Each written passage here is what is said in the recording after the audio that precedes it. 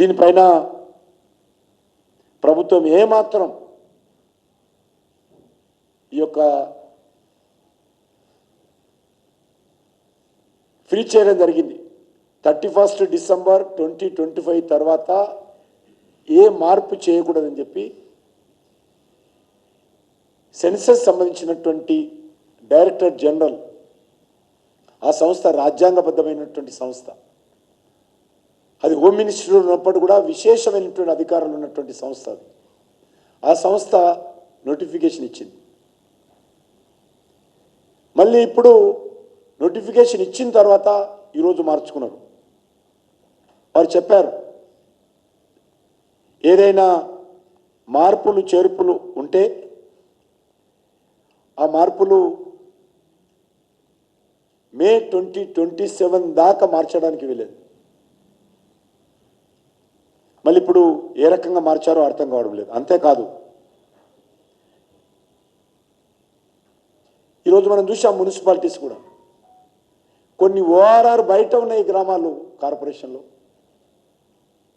కొన్ని ఓఆర్ఆర్ లోపల ఉన్నటువంటివన్నీ ఎక్స్క్లూడ్ చేశారు.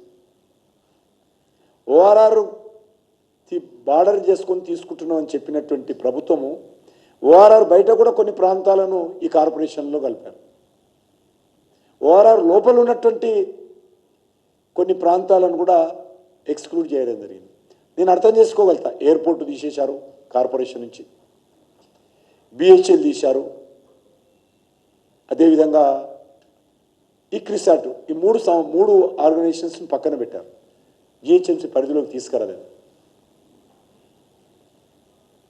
దానికంటే కొన్ని ఇష్యూస్ ఉండొచ్చు.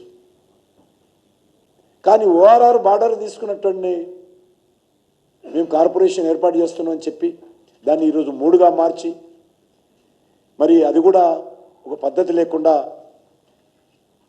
కలిపారు. ఈరోజు నేను ఒకటే అడుగుతాను, జిహెచ్ఎంసీ ఉంది ఇప్పుడు మనం ఉండేటువంటిది, దీన్ని కొత్త ప్రాంతాలు కలవాల్సిన అవసరం ఉంది. మీరు డివైడ్ చేసినప్పుడు సమానంగా చేస్తే బాగుంటుంది కదా. కానీ మజ్లిస్ పార్టీ ఒత్తిడి మేరకు రాజేంద్ర నగరు,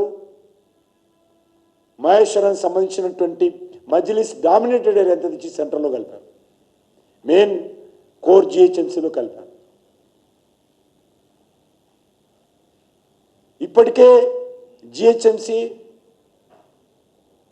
కనీస సౌకర్యాలు కల్పించలేకపోతా ఉంది.